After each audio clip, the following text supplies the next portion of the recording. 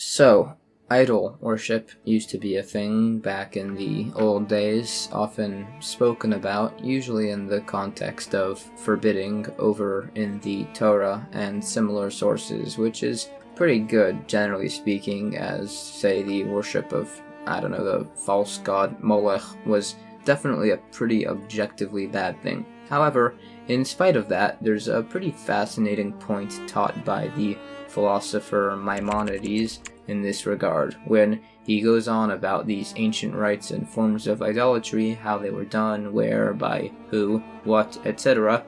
He actually goes on a lengthy explanation of the logic and reasoning of these ancient idolaters, the people who worshipped the sun and moon or stars and whatnot. And as it turns out, it's surprisingly logical, albeit completely incorrect, what with the why of everything alone. And on top of that, the Lubavitcher Rebbe gives a lengthy, interesting discourse on the exact logic behind this principle and how it differs from the ideologies and mindsets of monotheistic Jewish people in regard to their primary principles and what they consider important. So, with that said, let's get straight into it.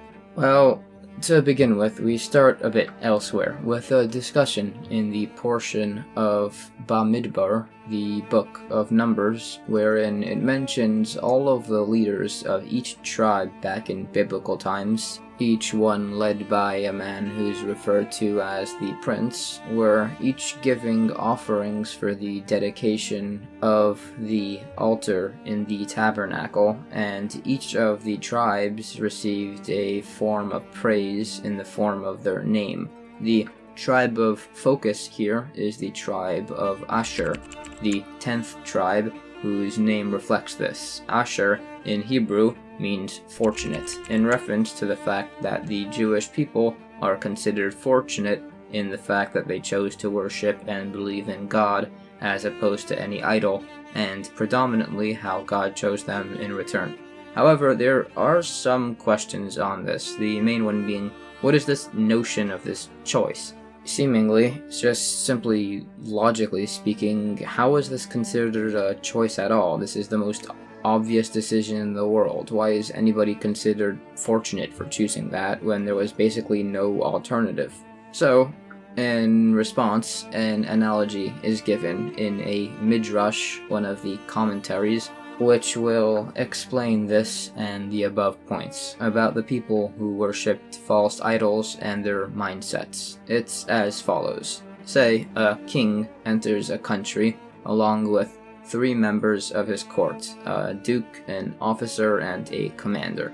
4 people are offered to have any of these men as their patron, and each makes a decision.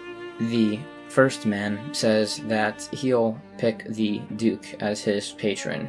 The second says that he'd pick the officer, and the third says that he'll have the commander as his patron. The fourth man, however, was a wise man, and he chose the king as his patron, with his logic being that the king is not subject to replacement unlike the other 3. So, there are a number of questions on this analogy which will lead into the explanation of this and what it has to do with the flawed logic of ancient idolaters. But firstly, a question or two. Similar to the question of the non-decision of the choosing in regards to God, what exactly is this logic here? Everybody knows that, even, say, a literal child, that the king is the best option here. To pick anyone lesser would be ludicrous. So why, in this analogy, does the guy have to be the wise man to pick the king? Secondly, why is the logic of the wise man's decision that the others are all subject to replacement? It would make quite a bit more sense just that the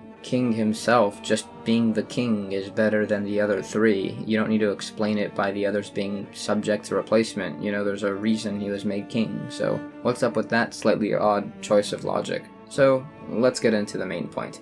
Basically, predominantly as explained by Maimonides, the Rambam, the 12th century philosopher, that according to tradition, these ancient idolaters, men and women who would worship the sun or moon or constellations, and pray to them for their favor actually didn't believe that these entities themselves could spontaneously generate things for them out of their own will, like you might think. Like, obviously the sun is great and gives heat and allows your crops to grow and whatnot, and the moon does something with the tides. However, they weren't praying to these entities because they thought that they had created the entire universe, and if they just prayed to the sun hard enough, the sun would give them extra sunlight because it had created everything. Rather, in actuality, they did believe in something very similar to our monotheistic religion. Essentially, they did actually believe in a higher power, that these bodies, the sun and moon and whatnot, had themselves been created by a higher singular power. However, they erred in one fundamental belief. They felt that basically the sun and moon do receive their ability from a higher source. However, then these entities have their own free will, so if you pray to them, the intermediary, in a sense, hard enough, the sun would choose to give you extra light for your crops. So this makes it essentially a polytheistic religion, what with a pantheon of sorts of the sun and moon and whatnot, just with a higher power beyond them also. The mistake, however, is that in actuality the sun and moon obviously have no will of their own. They simply are, however, and whatever God wills. Their mistake was thinking that the case is similar to, say, the logic of tipping a waiter extra to get you a nicer meal. But that's not the case, because the sun and the moon don't have a will of their own. They're more akin to, as the example is given, to an axe wielded by a woodsman. There's no point in paying the axe. The even further error to make that some had made was the belief that God had abandoned the earth and just left everything in the jurisdiction of these bodies, hence they should be prayed to, which is of course also incorrect. All of this essentially explains the logic of the analogy given by the commentary, that a wise man chooses to have the king as his patron as opposed to one of the lesser members of his court. It's similar to that of people who choose to worship and believe in God, as opposed to the mistaken belief that there's a purpose in serving the lesser beneath him. However, there's a bit of an issue, which is, in this case, the analogy seemingly isn't great, as here the other officers, the lesser people beneath the king, unlike the sun and moon, have literally their own free will, so clearly the choice to quote-unquote choose the king isn't motivated by the amount of benefit the person in question is receiving from these guys, because if that was his priority, he would have just, picked one of the lesser guys who he can basically bribe into giving him additional benefit. However, that's actually the priority of people who had worshipped idols. Their flawed choice to worship the lesser things with idolatry was motivated by the desire to get more benefit, and in spite of the fact that those things have no actual will of their own, the end result is that they will actually get more and do physically better in life. This is because, according to Kabbalah and Hasidic philosophy, trying to get benefit from such external sources will actually net you physical benefit to a greater degree than belief in God, as the logic is that, yeah, you'll get more good physical stuff, but only because it's just being given to you in a disregarded, non-particular, irrelevant kind of manner, as opposed to the opposite, wherein you'll get less as it's given with precise focus and particularities based on what you do, and it's the choice of people who believe in God to give up any of this physical abundance for the sake of being connected to something higher.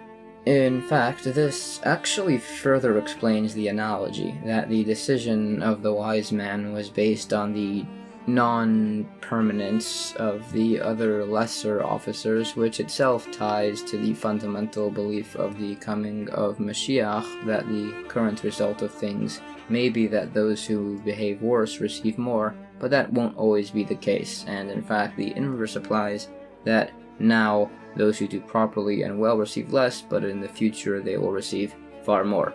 Now, that's not to say that this decision requires particular wisdom or to do it out of pure utilitarianism. Rather, you do so out of simple self-sacrifice and to put your priorities in a more important area, not through a logical reason, although that does technically exist, or even for spiritual reward, heaven, or anything similar, but rather in spite of any of your desires, and just simply because it is God and it is right. Hence, it is really fortunate that we choose God, and hopefully soon will lead us into the coming of Mashiach and happiness and truth for everybody speedily in our days. Okay, that's a rough summary of the whole thing. That is the discourse of Bayom Ashtei Assar, said by the Lubavitcher Rebbe back in 1971. Definitely read the original if you want. It's put in better words than I ever could, and like I said, this is just a very rough summary. But besides for that, I very much hope you enjoyed the video as it is, maybe learned something new. With that said, thank you so much for watching, and have a great night.